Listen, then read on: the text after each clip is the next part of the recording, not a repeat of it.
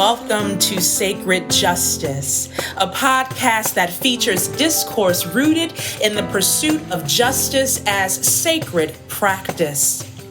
Our weekly discussions reflect on current events, art, media, theology, and how they intersect with the movements for freedom and liberation. We hope that through these conversations, we can foster inclusivity by expanding our learning opportunities. We hope to cultivate digital community beyond the confines of our campus. And we hope to reconnect the church's social and spiritual callings. Join us for the journey. All right, friends, we are here with episode 10 of Sacred Justice. We are back. I am Mia McLean, and I am here with Ben Boswell. And we are back for a summer edition, the Generational Gap Part 2. But before we get into that, Ben, how are you doing today? I'm well. It's raining here as we're seeing the effects of Hurricane Elsa. Let it go. I know, right? I know we got a Disney themed hurricane right now, and it's feeling kind of Disney actually so far, because it hasn't caused a whole lot of damage yet. But we're in that season, Mia. Yeah, you don't tell me about it. I know. You've seen it up close and personal, yes. Oh yes, I called my aunt yesterday, who lives in Houston, and she was saying, Mia, I'm behind on my hurricane prep. And she used to live in New Orleans, but her house was destroyed in Katrina, and so she lives in Houston now. And she said, I'm behind on my hurricane prep, getting the battery operated TV and the battery operated fan. And she also was a part of the ice storm. So she had to actually leave her house and go stay with a neighbor because she had no electricity and no heat for days. And thankfully, she's really good friends with her neighbors, so they let her stay over, and they had a generator. But after that experience, she's now knowing she needs battery operated things around the house again. And so she's doing her prep. And, every year when June 1st hits, we're like, okay, let's hold our breath and see what happens. Yeah. And the Gulf Coast area has been particularly a tumultuous area for hurricanes over the last 10 years, not just Katrina, but many others. We're in that corridor here, the Florida to Virginia corridor, for different kind of hurricanes. And so, it's interesting because nobody on the coast, nobody that's not on the coast really does hurricane prep. Like people here in the landlocked, Charlotte area, that we don't do hurricane prep. We do get freaked out every time there's a hurricane, but we don't do prep. But I think that the day is coming as the climate change continues and the hurricanes continue, that there'll be a shift in the culture around this. Yeah. There's not a concern, at least where we live, about major flooding right now, right? I get concerned. Charlotte has a lot of trees that fall down. It seems like they like paper. They fall down so easily. I know. That's my biggest concern. I don't have a big tree, near my actual home, but I do get concerned about trees when it comes to hurricane force winds. Yeah. So, that's it's hurricane season, and people are getting ready for that. But there's also so much happening in the world. And so in this, we have so much to talk about. In this portion of our podcast where we cover current events, I have to take a deep breath before jumping into this, Ben. But there is so much happening. And I wanted to open up first talking about what is happening in Miami and what's been happening. At the time of us recording this, it's been 2 weeks since the Champlain Towers collapsed. The tornado collapsed in Surfside, Florida. And it is just yesterday, they just switched from search and rescue to search and recovery, which means that they pretty much are done looking for survivors. Right. Which means that there's almost 100 people, right, that still have not been recovered, or we don't know their whereabouts. They're missing, they're gone. Which means that the death toll from this catastrophic event, a terrifying event, really, when you look at it,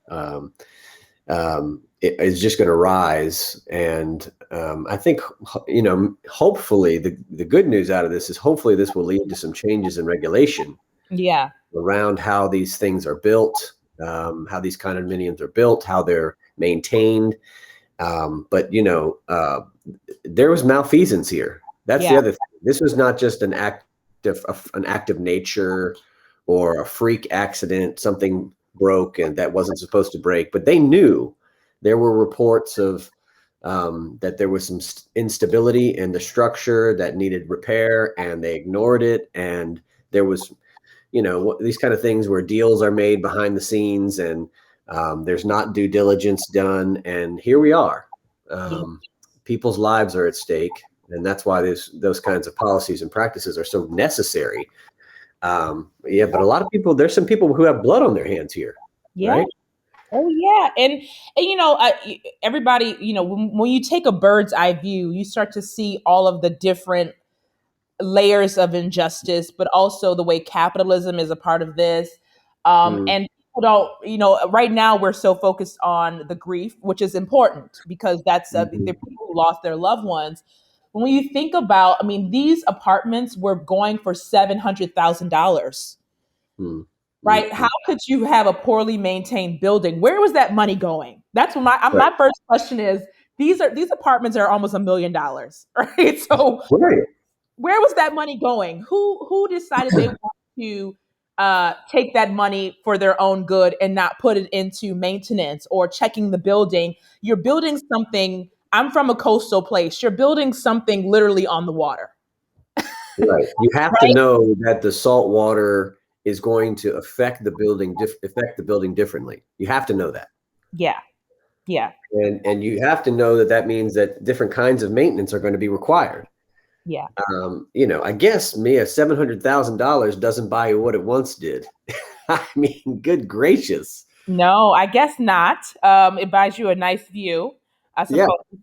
And that's unfortunately that's it for this situation. right. And I guess one of the things that you're mentioning around capitalism and the economic system is that we're living in a time of such radical economic injustice. And yet here we are at a place where people who can afford to pay $700,000 for a home, a mortgage, right, on these condominiums, are still being affected by faulty design, by people cutting corners, by people not doing what they need to do in due diligence. And usually you hear about these kind of things in poorly maintained apartment complexes and where slumlords are not making repairs. Hmm. And so you have bug infestation, rodent infestations, water issues, heat issues, fires, lots of fires at apartment. We had one actually here in Charlotte before the pandemic at a poorly maintained apartment complex where Hmm. people were displaced. And you hear about that, but to hear about it in a place where people can afford to pay $700,000, it doesn't make it any worse, because of course we should not be treating the poor any less than we are, or the rich any better. But it makes it seem like, how did we get to a point where even at the more wealthy places, landlords and owners of property can get away with not maintaining it? So, Yeah, like, to your point, where's the money going? How are we in this situation where 100 people are dead, more than 100 people are dead, right. their lives destroyed, their property destroyed, their land destroyed, because of someone's negligence? That's just, it's pretty incredible. And it's a revelation about the moment that we're in.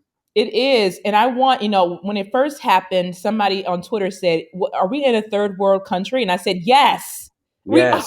I want people to actually own up to the fact that we are not who we think we are.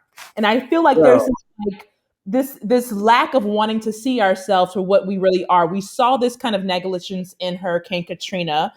and in We're the pandemic. in the pandemic. We are continuing to see this, and I know I've talked about this before, and you laugh at me when I say all of this new construction is made of paper. Not all of it, but so Hmm. much of it is. Um, but when Mhm. there are people from other countries who look at our infrastructure, like our homes, and they're like, what are y'all living in? Like, I have colleagues who have relatives who live in Ghana and Nigeria whose homes are made of stone and like actual materials that are up that are made to withhold storms and heavy rains and winds. And then we come into, Charlotte with our vinyl communities thinking that these homes are going to still look good in 30 years. I don't think so. Right. That's right. Yeah. I mean, it's almost like everything is it's like houses are now built like toys were in the 80s that were built to break. They're built to break, so you have to buy a new one. Yeah. We were just complaining about laptops, also built to break. Everything is a trash society, right? Everything is built not to last, but to then be replaced because capitalism requires the continued purchasing. It's not a good business model to create something that will last someone 30 years, right? That is not a good business model in our commodified society, right?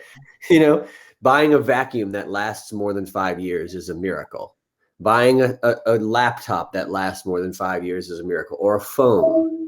These things, they're built not to last, right? And now houses too, right? Built not to last as well. When you're paying a 30-year mortgage, you expect to be buying something that's going to last 30 years.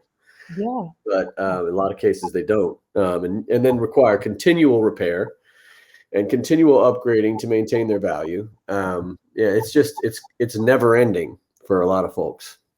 It's never ending, and this will tie into our conversation a little bit later on in the episode about the never ending pressures of capitalism and how that's really affecting our faith and our spirituality, how Yeah. it's affecting the church.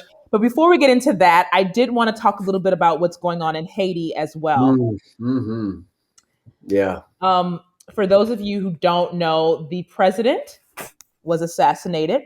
Yes. His wife has been flown to Florida. She was also assaulted. I believe that she was shot as well. I could be wrong about that, but she has been flown to Florida. So let me just pause there. The fact that she has to be flown to Florida to get the health care Medical care. Yes. she deserves, that's a problem. Yes, that's a Okay. problem. But many of you know, some of you might not know the history of Haiti. It is the world's first black-led republic. The government was overthrown. The colonizers were overthrown That's right. by Toussaint Louverture and his people. And it is also one of the poorest nations in our world because of the cost of being independent. Um, Mm-hmm. Independence cost them so much, and we see how Western colonialism stripped them of their resources. It also created a divide between them and their neighbor, the Dominican Republic. Yep. And so we have this situation now where there are a lot of revolutionaries and a lot of violence in Haiti. Also, the earthquake really did a number on Haiti back Oh, yeah. before. It was already in a bad shape when the earthquake hit. Right. So this place is it's one thing after another. I have a couple of close friends who are from there who are feeling they were very much vehemently opposed to the president. And so I won't say they don't care that he was assassinated, but I will say that their concern is not about him, but about their relatives who are now caught up in what's going to become sort of a civil war. Or hopefully not, but it's looking like it's heading toward that. More violence, Well, more. one of our own members, Mia, said the same thing. Victoria Yagoyan, who has long time ties to Haiti and has been there many times. Mhm. She was on Facebook yesterday saying, you never pray for someone's death. However, this is chickens coming home to roost for this president who had oppressed the people. So this is her own lived experience. I think the commonality we're seeing by Haitian expats that are here in the United States is that they understand from their families and their friends this was not a good leader. This is an unethical, violent dictator, exploiter, oppressor of the people. And yet, to your point, now that his assassination is going to lead to tremendous violence Yeah. in Haiti, and it's going to hurt ordinary people because there will be a civil war, a battle for power. Yeah. And I think the thing that I'm worried about, here is I'm also worried about U.S. intervention. One of the parts of the story of Haiti, after they, took independence and killed the slaveholders, their French colonizers, and took power for themselves and in an act of self-determination. Later in 1915, the United States intervened and it was an exact same situation as this right now, where their leader was assassinated, and then the U.S. came to occupy from 1915 to 1934. And that did not help Haiti at all. Yeah. As the United States has a very troubling history in the Caribbean and in Latin America and Central America, and these interventions by the United States government usually serve the United States for a period, but don't do much for the people. Yeah. Yeah. Yeah, because this country is not interested in actually. There's always a motive Right. getting That's right. involved in somebody else's nonsense. So yeah, I'm hoping. I saw some Haitian folks on Facebook also saying this is not the time for the U.S. to intervene. Yeah, yeah, So I mean, will be interesting to see what occurs over the next few months here.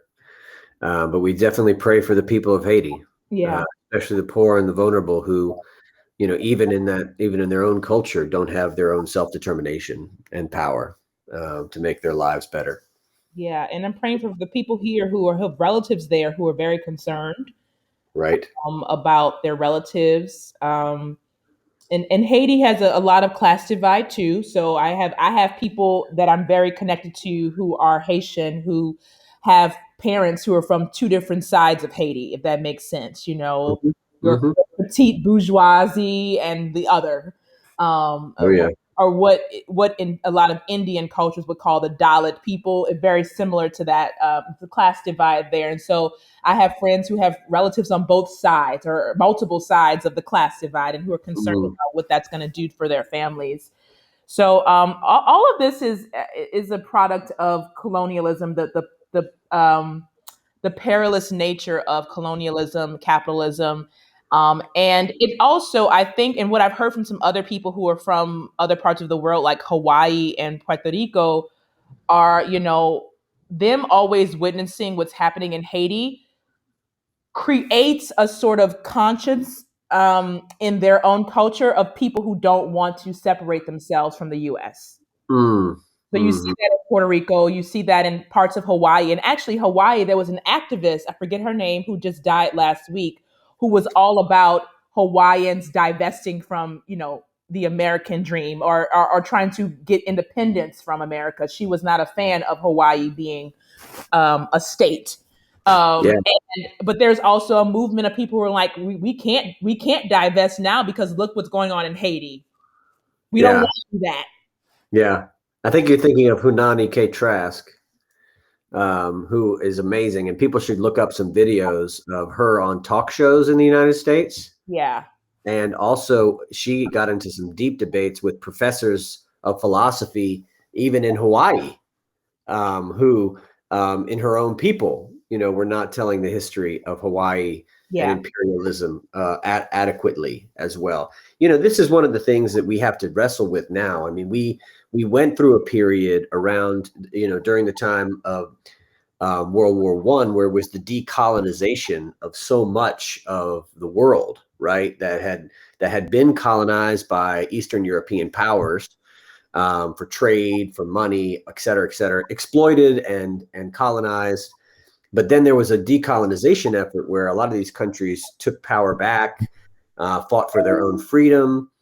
But then that was happening at a time where the U.S. was then engaged in imperialism and colonialist efforts in Hawaii, Puerto Rico, Cuba. I mean, the list goes on and on. Guam, the Philippines, et cetera, et cetera. And now lots of those places are having to have a reckoning with the history of U.S. imperialism there and colonization and what that means. And we're not talking about that nearly enough in America. I mean, the scholarly community is, but what does that mean for people of faith? What does that mean for American identity? To see ourselves as the imperialists, as the colonists, and And we don't often see ourselves that way, right? We see ourselves as those who have brought freedom and democracy. But that's not really what we brought to Hawaii, for instance, or what we brought to Haiti, or what we brought to the Philippines. Right. And so there's a lot to be discussed in relationship to those things. And then a lot to be accounted for, a lot to repent for, a lot to repair. Yeah. Repent and repair. I like that, Ben. Yes. Um, so our last current event topic is the Delta variant. Oh, yes. Delta is Um, here. I have to say, so my cousin is a pastor of a church in Atlanta, fairly large church, maybe about 5,000 members. And he just posted on his Instagram yesterday that they've added an in person worship experience only for those who are vaccinated, and you have to show your card at the door. Now, I Woo! have another, so they already had an in person experience that I don't think they were checking for that, but they added one just for vaccinated people because I guess there's concern. There are people who kind of like, we want to make sure we are in here with vaccinated people. And when I tell you, he's also a very popular gospel recording artist, so he has a lot of followers, right? When Mm-hmm. I tell you his comments are exploding, I mean, the people are like, Bishop, this is wrong. How dare you make a division between those who are vaccinated and those who are not? I mean, in my personal opinion, I agree with this. For his congregation as a Black church, I agree. Um, Mm. because there's a lot of people who are refusing to be vaccinated who are eligible, Mm. and it's affecting the Black community in Atlanta very severely, and he's very concerned about the Delta variant. So anyway, I just want to throw that in there. What are your thoughts, and also your thoughts on this Delta variant in general, and how it might affect us as a church Mm. in the coming months? Well, I think it's concerning because it is. We were worried about the alpha variant a while back, but the alpha variant was twice as contagious as what the coronavirus that most people were worried about at the beginning. But the Delta variant is double that, so it's like 2 times as contagious as the original coronavirus that we were worried about. The good news is it seems that most of the vaccines are working against the Delta variant for the most part, not 100%, but for the most part, are about 80%, 90% effective against the Delta variant. However, more than 50% of America is not vaccinated, Yeah, right? And in places like Charlotte and other places, it's even less than that. Places in the South, underserved and disadvantaged and impacted communities are have higher rates of non-vaccinated people. So my worry now is that we're heading toward a moment where um, we thought we were through this, yeah, and now we're going to go back into it again. I do worry that, and I worry that if we have to do that again, the next time is going to be much more tumultuous, meaning people are not going to listen.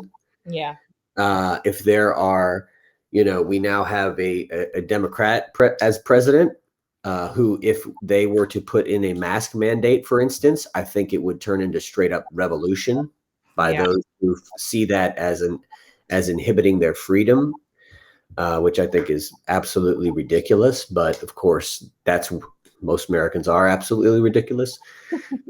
So I just think that we're in for a tough road should the Delta variant really take off the way it looks like and medical experts are predicting. And, are hospitals ready? Maybe. I don't know. And I think what is going to be a real challenge for the church is, now that we've opened up and we've had people come back and we've tried to do things in person, what is it going to feel like if we had to close again? hmm, What is it going to feel like if we have to shut down? And what is the reaction going to be like? And I think we still don't know at this point what has been the dramatic impact. We know it's been dramatic, but what has been the dramatic impact of the first shutdown on churches? hmm, The loss of members and resources and ministries and programs and staff. Let's not forget about clergy who have been just retiring or burning out and leaving ministry in droves since yeah, the pandemic. oh And so I think we're at this point here where if we have to do that again, I just don't know what will come of the church, what will come of any church. I mean, I think we'll be able to walk through it together in our community from given where we're at now. It won't be easy, but we'll be able to do it. But I just think about so many other churches. Yeah. One of the things Dr. Leonard has been saying when he was not only when he was here, but also in emails to me as we've been talking about some things that we want to share with the congregation based on what we're learning about what we're in right now, this moment in church history, American history, is that the church is too fragile to act like it used to. Yeah. He's been saying the church is just way too fragile to imagine it can do what it once did, which is fight with each other and have fights about the carpet color. Yeah.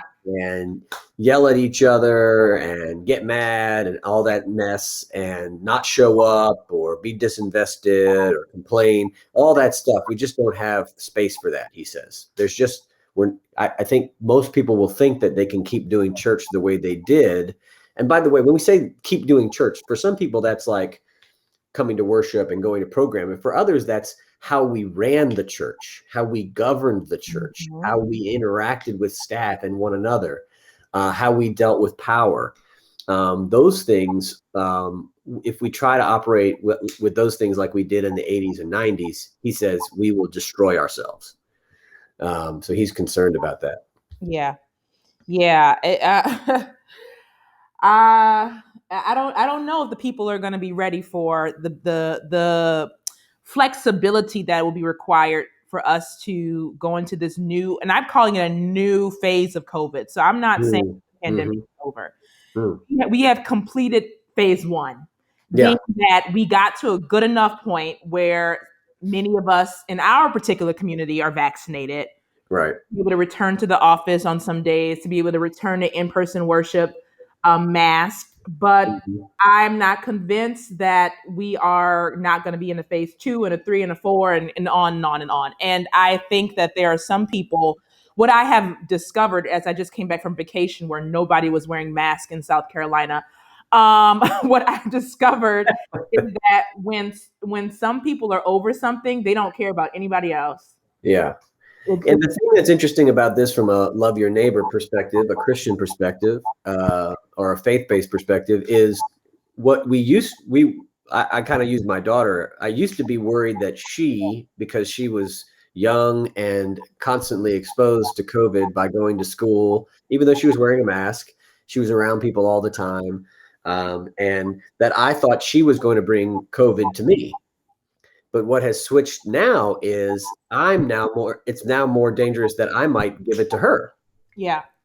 Even though it's a small percentage of the chance because I'm vaccinated, and the transmission from vaccinated people to non-vaccinated people is very low. There's a chance, right? So the question now is about me masking around my daughter. And again, this is where we keep missing out on the way in which we are connected with one another and how the individualism of our society, which, by the way, is a lead into our next conversation, right? The radical individualism of our society has destroyed our morality and our ability to consider our neighbor. And so this idea of not masking because you're vaccinated may be also selfish in relationship to how the Delta variant spreads. So what if we had to tell, the WHO right now is still telling all vaccinated people to wear masks to lower the spread of the Delta variant. What if somebody came to you and they just said, hey, look, if you just wore a mask longer, we could stop the spread of Delta and not have to shut down again. Right. And so this is where this radical individualistic understanding of freedom, liberty, rights, actually inhibits our ability as a community, as a nation, from doing what we need to do to keep everybody safe. And that's just it's a revelation every time we talk about masks and not masks and vaccinated or not vaccinated and why people are opposing that, even though there are certain cases where I understand why people would not get vaccinated, for instance. For the most part, particularly for white Americans and particularly for white wealthy Americans, it's just to me it shows and reveals the the vacuity of our morality, just the complete and total lack of any ethic. Yeah. Nihilism. It's not individualism, it's nihilism, right? Yeah. Total selfishness and a lack of concern of anyone else. That's not a morality, that's just anarchy. Yeah. Yeah. And this is this experiment that we're all in for the past 16 months and beyond is really exposing those cracks in the foundations of our communities.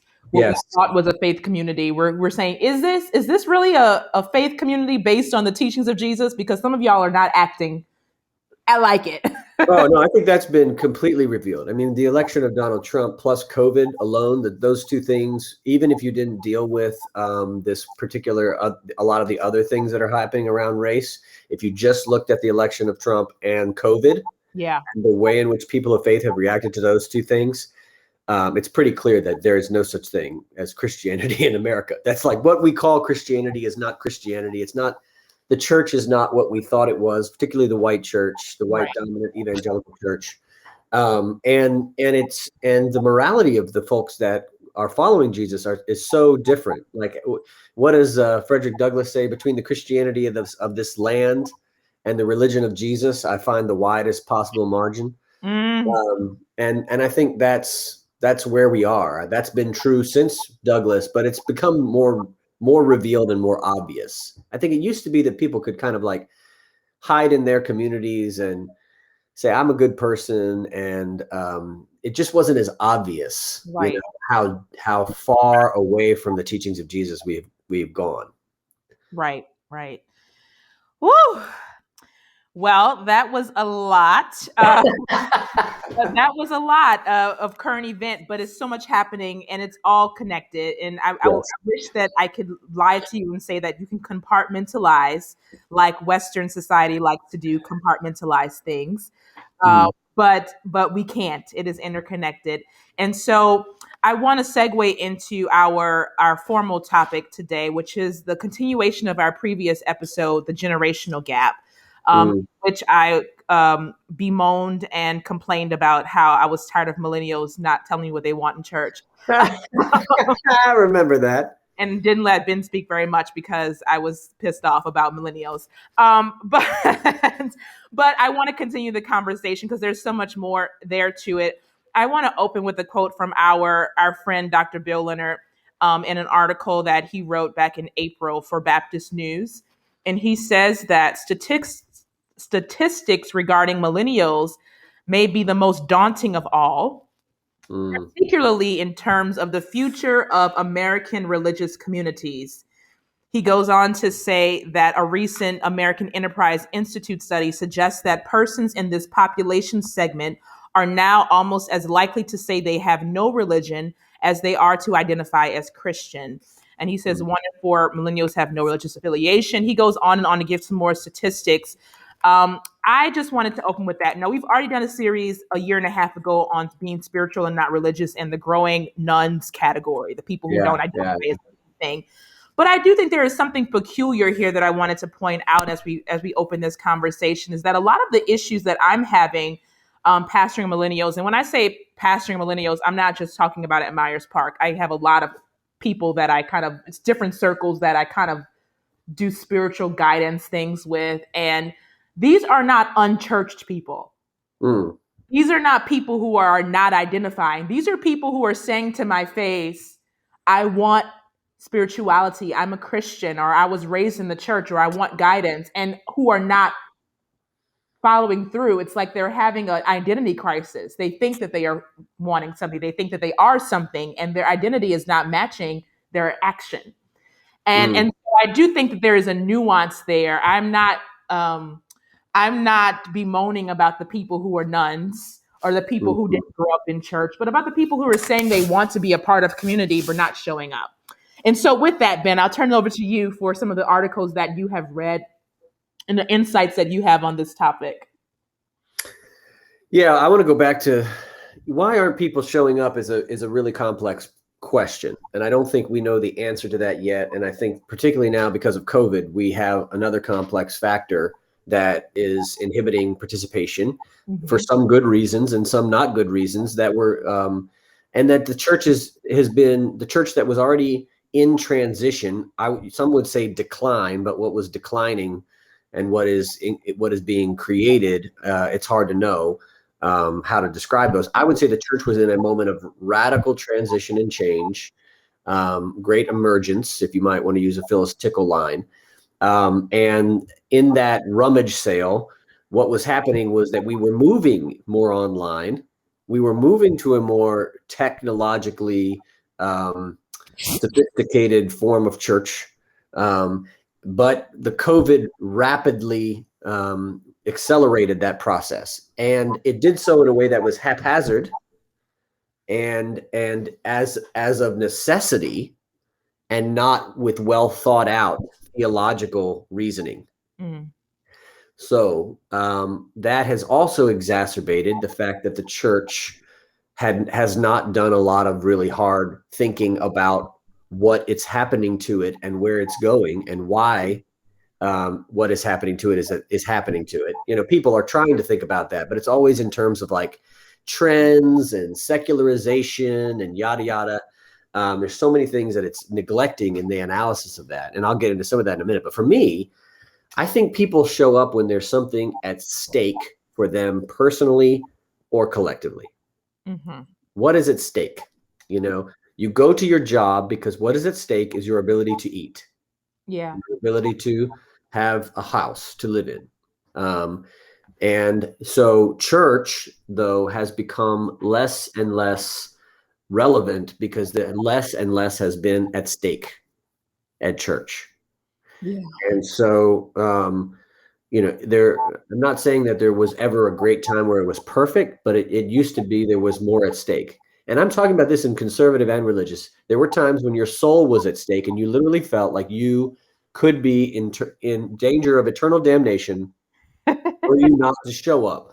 Or socially, you know, they used to joke that in Charlotte, when you came to Charlotte, the first question you asked is, where are you living? No attitude. No one cares. Or at Cornwall Center or the Myers Park Country Club or the YMCA, but it is true if you go on South End. Nobody is showing up at Jenny's Ice Cream being like, hey, y'all going to church? Where you go to church? That is not a topic of conversation. So people moving to our town, 120,000 a year, are coming in and not there that church conversation. And because that's again partly because what's at stake.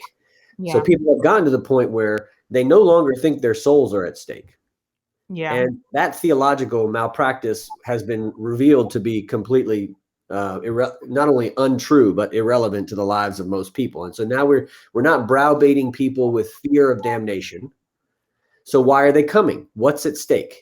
What parts of their lives? And yet, to what you're saying, people are still desperate for connection and spiritual growth and community and meaning, some way to make meaning of all the craziness in this world, COVID, the Trump presidency, white backlash, racism, all the crazy neoliberalism, capitalism, colonialism. How do you make sense of all that spiritually, morally? Where are the places that they will give you a sense of moral and spiritual direction related to those things? But the problem is most churches are not talking about any of those things. They're not wrestling with any of those things. And so there's nothing at stake. And because there's nothing at stake, people have found the church to be irrelevant and therefore kind of a second thought, maybe not even a second thought, a third, a fourth thought. And so I think the stakes need to be higher at church. And I don't know I'm not sure exactly personally how to raise the stakes because I'm not going to use the fear of hell to raise the stakes because that's not my theology. However, what I do think is at stake is the moral and spiritual direction of both an individual's life and the world. I think also psychological and direction of a person's life and the world is at stake. I do think our Loneliness and isolation is at stake. Our flourishing as human beings requires community. It requires meaning making. All these things that can be available at church if church is doing its job. So I think we need to raise the bar and help people understand what is at stake, what we believe is at stake in the church. Right.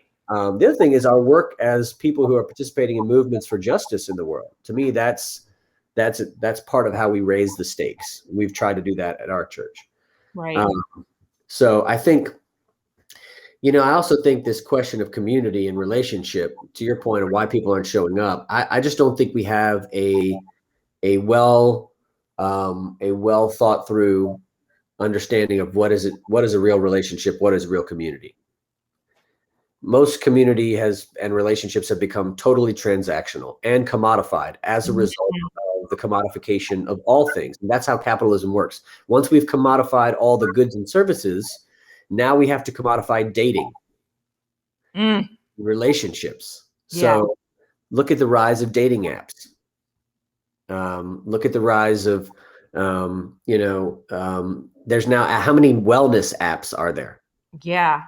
I mean, all these things are trying to commodify the very things that make us human, not any more goods and services, but life itself has been commodified. Relationships, marriage, child rearing, childbearing, family building, church itself, of course, dating, all these things were commodifying the very. So I don't even know if folks who are living in this highly commodified time understand what a relationship is. Because it can't be merely transactional. You give me this, I give you that. That's our relationship. That's not a relationship, right? But that's the way everything in society feels right now. And I think we have this attitude toward church. We have a transactional attitude toward you provide me services as a church, and I will give you money and make my presence felt, yada, yada, yada. And that creates not only a transactional relationship with the church, but with God. Yeah. So what role does then capitalism have in particularly the generational gap? So I think everybody is sort of in this existential crisis, whether they admit it or not, with their relationship to spirituality. Now, I would say people who are like 60, 65 plus, theirs looks a little different. A lot of that has to do with the fact that they are actually retired. They have time and energy. So what is capitalism doing to the younger generations who are like, I just want to sleep on Sunday? We were talking about this earlier with just the pressures of capitalism. What is that doing to the church that is creating this generational gap? Well, that's to me, I think the folks who are 65 and retired and have income, I mean, there's not everybody in that category has income coming in, but those who are retired with income and are sitting pretty and doing okay, and are not worried about whether they can pay their health care or put food on the table. Those folks lived in a time when capitalism was working for most white Americans. They lived through a time when wages were high, and the middle class was being built through social programming, and there were a lot of you might call it welfare for white wealthy people, and like for instance, housing vouchers and the GI Bill, and this is what suburbs and tax credits and all sorts of different things to help build. A lot of those were socialist programs as a part of the New Deal. But there came a point where the New Deal became a bad word for a lot of folks on the right, and there was a radical, regressive attack on the New Deal America, or what we call now, you hear it called the welfare state. Yeah. So the thing that folks who are 65 and over just don't get is, I hear them talking, they'll say, well, my life was hard when I was a kid too. I hear these millennials complain today about coming to work and getting jobs and dragging their kids to church and how hard it is. It was hard for us too, but we did it, Sure, you did. The culture was radically different, which made it easier because church was more acceptable. So that's the first thing. And secondly, you had a safety net that this group doesn't. And that safety net is now gone. So where if you were back in that previous generation, y'all lost your job, that probably didn't mean you lost your home. and you lost your health care, and you lost your family, and all the other stuff that comes along with it now. Because when you lose your job now, everything's gone. Yeah. And you might not even have health care with your job. So, I mean, the inequity is different, and it's felt differently. The second thing is that people were working a much more they were not just making more money and being able to take care of their families better and had a safety net, they also worked less than we work now. Yeah. So you're in that way. When you start to add the least, if you take the hours, you think of it hourly, people were actually making radically more money. Right. We were working so many less hours. So this gets to this kind of the question of what millennials are facing now. There's a famous book on this called Kids These Days, The Making of Millennials, that argues the reason millennials have such high levels of anxiety and dread and seem lazy or frustrated or different than previous generations is because of aggressive late stage savage capitalism and neoliberalism and the effects of that. And we're seeing this now, not just in America, but also in other developed countries like China. There's a great article I sent you, Mia, from the New York Times that is called, it's just the title of it is amazing. It's Chinese millennials. These Chinese millennials are chilling and Beijing isn't happy. And it's about a resistance movement in China of millennials where they have this phrase, lying flat is justice, otherwise known as Tangping. And they are reacting against a culture that requires them to work 9 a.m. to 9 p.m. 6 days a week, or what they call 996. We have 24/7. They have 996. Yeah. And I don't work 9 to 9 most days, thank God. But working 9 to 9, 6 days a week is something we require here in America too.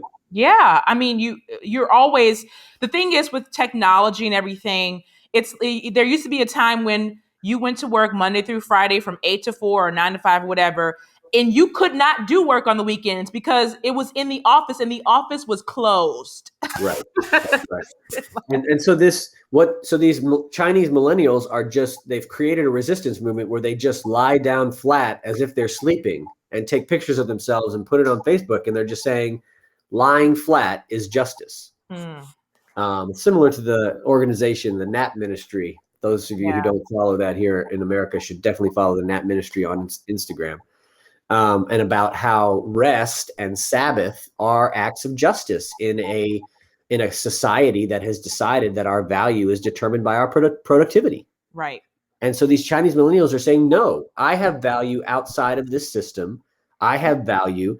And the reaction from Beijing, but not just from the state media, but also from older Chinese folks, is that this is shameful. That it's an act of radical. It's just such a shameful thing to lie down and say that that's justice. Yeah. And they always, whenever they call it shameful, they say, who will lead us in the future if you don't, work? And so I think that betrays, though, the problem with the attitude of folks that don't understand the situation is they think that somehow the future is going to work out great if we burn people out to death by working them to the bone, instead of stepping back and saying, what have we done to our culture and to millennials? I mean, folks are prolonging marriage longer than ever. They're prolonging childbearing longer than ever. There's an infertility crisis in America, right? Fertility rates are down everywhere in developed nations. There are people who are thinking differently about family and livelihood. And it's because the world is not what it once was. Right. And we have to come to grips with that. Wages have been stagnant while productivity has climbed by 250%. And cost of living has climbed. Right. That's right. So people are poorer than they ever have been, even if they're in the middle class. And the pressure to survive in that environment is just so much harder. Yeah. And so I think this is why, for instance, there's some articles about how not just millennials, but the majority of Gen Z Americans, the group 18 to 24, have negative views of capitalism. Yeah. 54% of Gen Z, right? And I think we've got to figure out ways to make this economic system work for everyone, and we're just not there yet. And until we figure that out, the church is going to suffer, and I mean financially suffer. Right. I Right. follow a church consultant. Her name is Reverend Dr. Brianna Parker, and she's a consultant for her own company, the Black Millennial Cafe, and she studies with the Black church and how to get Gen X, Gen Y, Gen Z reactivated in church. And she Mm. just did a presentation on tithing and how to get Gen X, Gen Y, Gen Z to tithe. And I mean, the reality is this: it's very hard to tithe at the rate that our parents were tithing when you have $100,000 of student loans. Right. so, Right. That's right. so if my student loan payment is a mortgage, so Mhm. tithing is not going to look the same. The amount of money we're able to give to an institution, and I think there's a little bit of shame and guilt there. I have some colleagues who are like, my church wants me to pledge, but I Mm. just don't know what me and my partner can do right now. We're doing this. We just bought a house. We're doing that. We have loans. We have a blah. Yeah, right. There's this feeling of for the really church people who actually do understand financially supporting the church. There's feelings of shame and guilt around feeling like you can't support the institution that you love or you are part of in the way that your parents did or your grandparents were able to do. And I don't think people talk about that often. We hear these conversations about there's a decline in church pledging, there's a decline in church tithing, whatever language you use, and particularly connecting that to millennials. Um, Mm. my the cousin that I mentioned earlier, who pastors in Atlanta, he pastors a church full of Gen X and millennials. And one of the things when he founded his church in 2006 was that my uncle and aunt were saying, your money making people are not the people that are showing up every Sunday. He goes, you got to diversify your congregation to get some older folks in there who can actually support your ministry, because the millennials at the time, they weren't millennials, they were Gen X. But at the Right. time that, 25 to 35, whatever, they can't support your ministry because they don't have it. Right. It doesn't Right. matter if you have 1,000 of them in here on Sunday. Right. And listen, I mean, think about what has occurred to this generation in their lifetime so far. I mean, these are folks that have lived in America. Most of them don't remember 9/11. A lot of them, right? A lot of folks don't remember 9/11 now that are living as adults today. Yeah. And so in that time, we've had the greatest economic recession since the Great Depression, which radically decimated Black wealth in America, cut Black wealth like by 60 to 80%. We're still trying to figure it out, right? People went into debt, housing, etc. We have the student loan crisis, right? That has never been worse than it ever was. There's never been a generation that has the kind of student loan debt this generation has. So you have a recession. Some of these people came out of came out of high school and didn't have anywhere to work, came out of college and had nowhere to work, right? Mm-hmm. Then they have student loan debts for those who did go to college. Then they got loan debts on top. Even when they got a job, they can't pay off their loan debts because the wages aren't high enough. Mm-hmm. And then after this recession, then we had a global economic crisis that was related to a pandemic. So now a lot of those folks, I mean, who are doing gig work to try to survive, paying off student loan debts by working at 3 or 4 restaurants, having a couple of jobs here and there, the restaurants shut down. They're not going back because they can't make money. I mean, the things that have occurred to this generation, no wonder they're suspicious about capitalism. It has not worked for them. And these crises, they have not been, I mean, these relief checks have not been enough to do anything. And I think we have to look at if you're having to make a choice between giving to the church and your family dying and not eating, you're going to take care of your family, and you should. Yeah, right? You should. So to me, I also think that the church model, our model, particularly mainline congregations, I think actually evangelical megachurches figured this out a few years ago, that the financial model that we were based on was not working. Mm-hmm. Now, even like Robert Schuller in the Crystal Cathedral, he had multi-million-dollar donors helping him build this huge cathedral.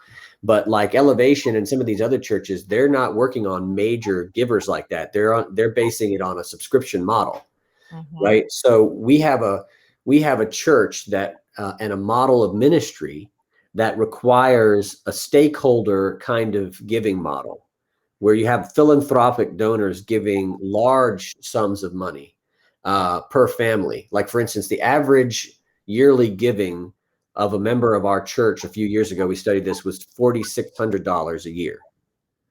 Yeah. Which is a lot if you look at the average giving. Like if you look at the average giving of a member of, say, Elevation or a mega church, it's much lower than that. Yeah. Because they're not relying on that, because they're trying to work on numbers and capacity. We've got a lot of folks that we're going to need to move toward a model where we're like saying, think of us like you think of Netflix and Disney Plus, and could you subscribe to what we're doing, and give us a couple $100 a year, Right. which is not going to, but we're only going to be able to do certain ministries in that model. Right. We're going to have to reduce and right size ourselves to support that. So there's a lot to be thought through as a church of how we, because I think people who are struggling can pay a certain amount, but they can't pay what their parents paid, right? No. And this is the thing about Chinese millennials and millennials all over in America too. This is the first generation that knows for a fact that most of them will never make what their parents made. Yep. That's a fact now. We know that. Most people of that generation, and that can't be just a generational problem. That's an American capitalism problem. That's a wage problem. And so we have to look at how capitalism, which, by the way, the church never talks about, is the main thing that is causing the decline of the church, right? So the one thing that we have supported as a whole, white evangelicals have supported capitalism throughout American history, is the thing that's now destroying the church itself. I think that irony, I think the prophets and Jesus would have a lot to say about that irony, right? Well, speaking of Jesus, as we, I guess we should talk a little bit about Jesus. But speaking of Jesus, as we come to a close on this particular conversation, in the article that Dr. Leonard wrote back in April about this topic, he gives us some tools, some hope. He gives us some hope, a little bit of hope. Good. And one of the bullet points that he says is, we should ask, what would Jesus do to save today's church? What did Jesus do when all this got underway? He said, in the end, when most everyone had run off during difficult times, Jesus stayed to the bitter end. Turns out he was the one left behind. Maybe that has been the church's one foundation all along. What does that mean? Yes. Leaner and meaner, right? That's what I think on that, Mia. We're going to get leaner and meaner. We're going to get smaller and stronger. And that's okay. Yeah. That's okay. But there's a call to have staying power. And I know that it's difficult and it's going to look different. And I think that many clergy, at least in our circles, understand that. But how do we bring the congregation along? Right. And that's where the generational divide is so key. We've got to get, if every generation would just simply put themselves in the shoes of their other generations around them, and think through how each of them are participating in life in the world and in church, then we would be able, as a congregation, to wrestle with the problems we face in the moment we're in. But we have such a hard time because of radical individualism and the lack of morality as a result of where we are, of even getting people to put on the shoes of a millennial or a Gen Z person and looking at the world through their eyes. But that's where we really need to do. We need to build intergenerational empathy, or even intergenerational solidarity. It's not just, capitalism is not just killing millennials and Gen Z folks. It's hurting everybody. So I think there could be the church could model some intergenerational movement building. Yes. Well, this has been a fruitful conversation. To continue with the idea of subscription, if you like what you hear, please go to our website and click the give button to support the ministry work of sacred justice and beyond. If you like what you hear, if you are a regular listener, please go to our website, myersparkbaptist.org, click the give tab, and feel free to contribute so that we can continue having these conversations on the podcast. Yeah, and we thank you for your contribution, and thanks for listening. Thank you. See you next time. Friends, that was our episode this week. As always, please email your questions and your suggestions to Reverend Mia McLean at mmcclain@myersparkbaptist.org. Until next time, take care. This is Sacred Justice.